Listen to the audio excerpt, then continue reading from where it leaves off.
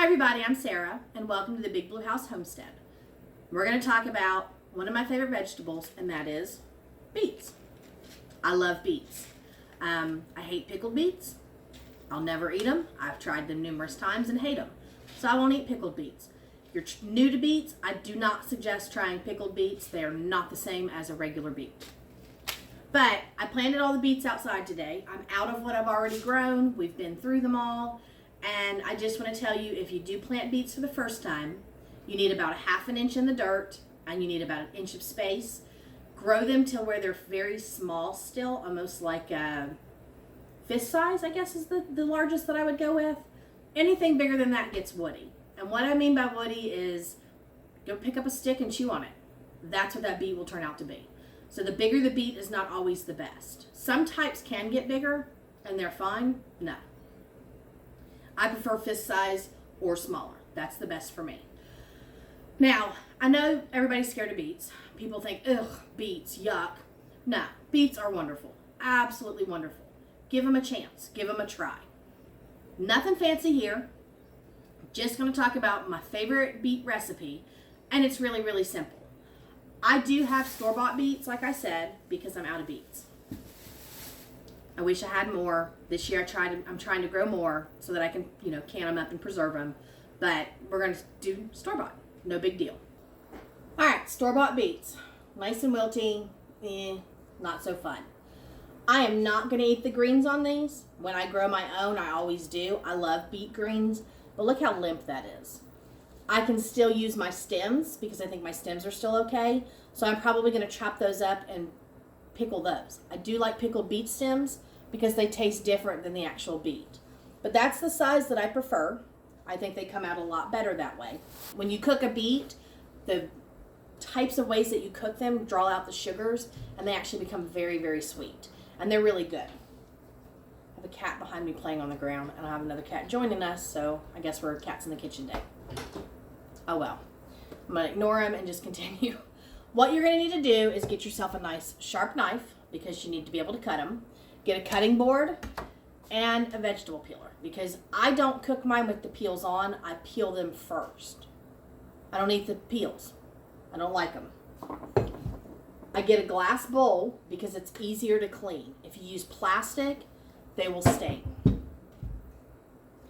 Beets are very, very, very high in color, and they will stain your fingers, your clothes, your hair. You can dye your hair with beets, but they'll stain everything that you touch.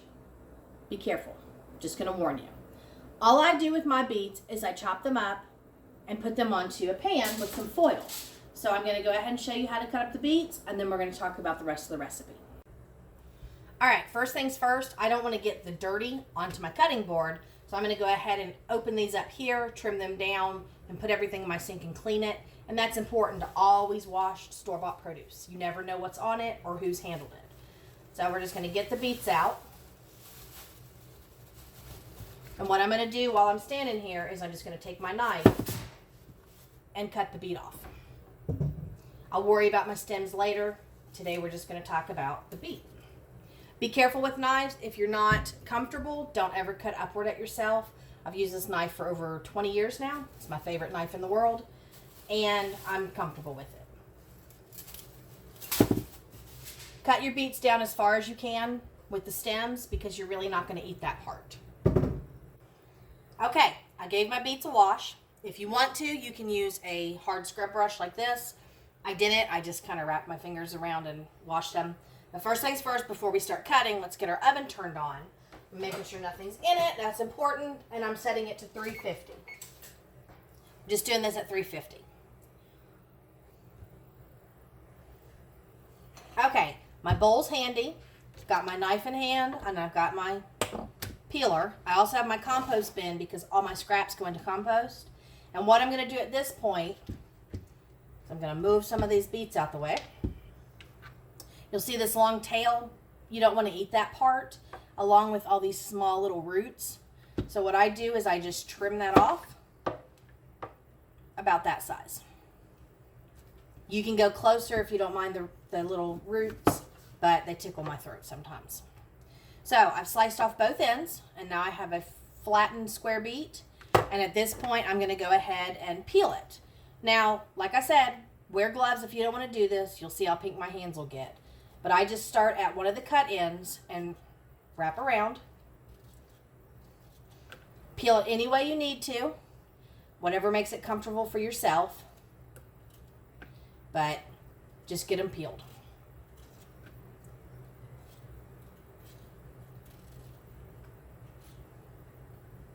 Alright, I've got that beet completely peeled, and I'm going to put my peels into compost, and you can see my cutting board, everything's turning pink. So if you're not going to want to do that, gloves.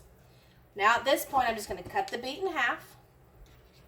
So I have 2 sections, and then I'm going to flip it around and quarter it. Quartering means 4 pieces, so I'm going to cut it in 4 pieces. And I'm going to toss that into my bowl. That's all you need to do with all the beets, and get them put in your bowl. When I'm done, we'll talk about the next step. What I have here is I have a heavy spatula, and I chose one that was red tipped because it will stain. Don't use anything white. It will stain. You can see my hands are a little pink. It'll eventually wash off. I've got just some thyme and my salt shaker, and then some really nice olive oil. That's all you need to season this. You can add pepper if you want, but I don't recommend adding like garlic and things like that because the sweetness is not really going to go well with it. So what we're going to work with now, I season my vegetables before I put my oil on. That way it helps spread the seasonings better. And we're just going to use some thyme. And I'm going to use about 1/4 teaspoon. And I'm going to sprinkle that all across. And I cook low sodium, so salt can be added. I don't add after I taste because I know the amounts that I'm going to use. So I'm just going to use about 1/4 teaspoon of salt as well. You can always add more to it if you think it needs more salt. It's about 1/2 tablespoon of olive oil, or just a basic drizzle. You just want to coat them so they don't stick to your pans and stuff. So what I do at this point is just stir them around real heavy to get all of that oil coated, all of those seasonings spread, and all my beets are broken up and covered. I prefer to do this on aluminum foil for the simple fact that it's easier to clean up and it doesn't stain anything. But first things first, we're going to make an aluminum packet. So what I'm going to do is I'm going to fold it in half. And I'm going to go ahead and fold my sides together. And you want to at least turn it twice to make sure that it's a nice seal. And I'll do the other side as well. And what I'm going to do at this point is just open my packet up and pour my beets in. And remember to rinse everything after you use it so you don't have any staining. Alright, my packet's full. And so I'm just going to kind of loosely shake them around and get them kind of flat. And then I'm going to seal my top. I like to push my corners in first. That way it really makes sure there's a nice seal. And then I just fold it down a couple times, and I'll actually flatten it down some because it doesn't need the air in there, and it's just easier to put into my rack. Okay, so I've got them in the oven, and I'm going to set my timer to 45 minutes because it's important to kind of roast them that long.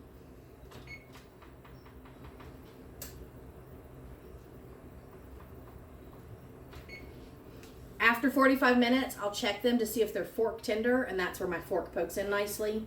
If they are, I can then open the packet completely and finish roasting them off to get some caramelization. But it's up to you if you want to keep the foil packet open or closed. I just know that having it sealed adds more moisture and it kind of cooks them faster. So 45 minutes, and we're going to bake those. In the meantime, I'm going to go ahead and clean my stems. I'll probably share that recipe in another video and just do a quick pickle to put them in the refrigerator.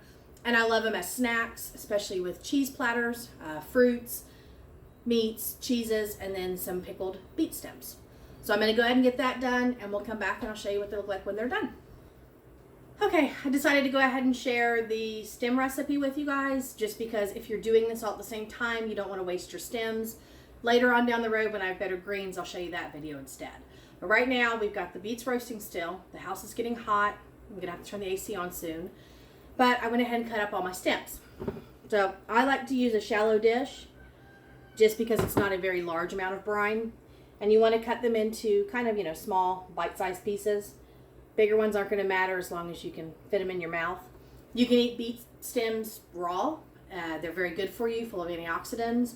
But I just like this one, like I said, with cheese and meats and crackers and stuff. So let's get the recipe started. It's really quick and simple, I promise. Okay, I've got a pan on the stove because the first things first, we need to put vinegar in. I'm using apple cider vinegar. I don't have any preference, just as long as it's apple cider. I've used it with the mother. I've made my own. Here we are with just regular apple cider vinegar. But it's 4 tablespoons. That's your larger one.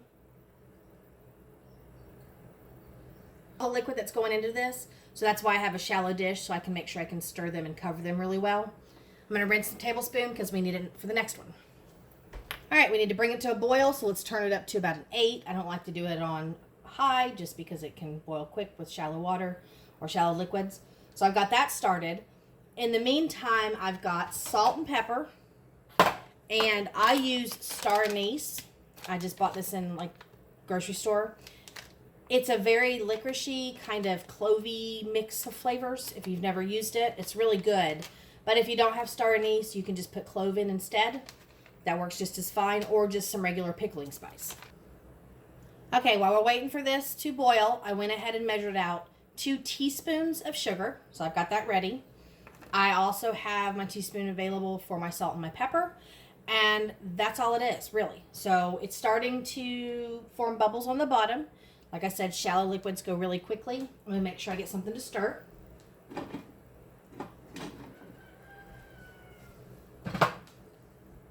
All right, I'm going to throw in my sugar now.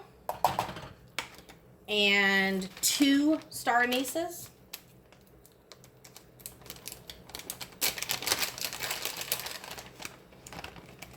Look, star anise. Aren't they beautiful? So I'm going to throw in 2 of those. And it already smells good. I'm going to go ahead and stir my sugar so it doesn't burn. Now, whenever you pickle anything or quick pickle, you want to stick to recipes and measurements exact. Sometimes they can really turn out nasty and you waste your product. So we're going to go with half a teaspoon of salt.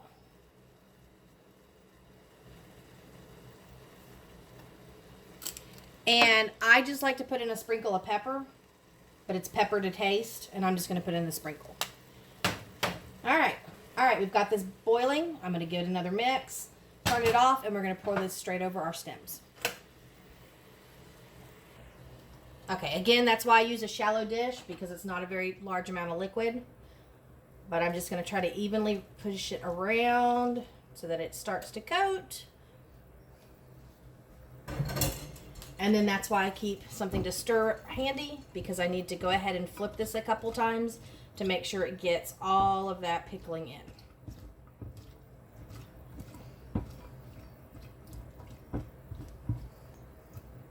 All right, it takes 20 minutes for this to set. It'll start to cool down. You can store them in the fridge like normal, but after 20 minutes, just go ahead and start to put a munch on them. They're good then. Okay, so my stems are done. It's been 20 minutes, and I had just continuously came through and stirred them a little bit to make sure they got covered in the brine. I actually made myself some lunch real quick. Do not eat the star anise if you use them, because they're really hard and woody, and it's basically like eating a tree. But look at this. Look how pretty that is. Just on my little platter here.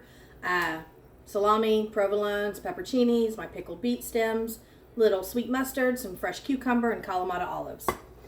And I'm going to Americanize it and just eat nice old good square buttery crackers. Beets are almost done in the oven. I'm going to go eat, and in the meantime, I'll just wait for them to finish roasting, and then I'll show you the final product. We'll talk about what I do and how I use them.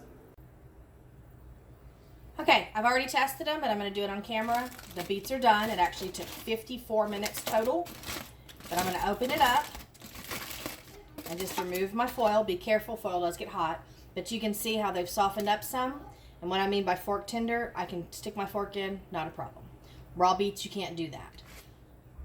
I love these. They are so good. And what I actually do is I will take them and not eat them warm. I let them get cold, and I put them in my salads. Absolutely wonderful. So if you've never tried beets, try roasting them this way. And I don't always caramelize mine, but if I wanted to, I could put this back in the oven and just turn the broiler on and get them to kind of darken up on the tops, and it brings out more of the sugars. Okay, so I shared the 2 recipes with you, the quick pickle for the stems and then the roasted with thyme. It's my favorite way to eat them. Trust me, so good. Get them cold. You can slice them smaller if you want to. I never do because once I get that big bite in my mouth, I'm in heaven. Honestly, I love it. Great with any type of salad. You want to pair it up with something like watermelon, feta, and beet salad. That's really good. Maybe slice red onion on that. Put it into a chef salad, but I don't recommend putting dressing on them. Eat them on the side because they're already sweet and good the way they are. Don't add too much to them. Very simple recipe.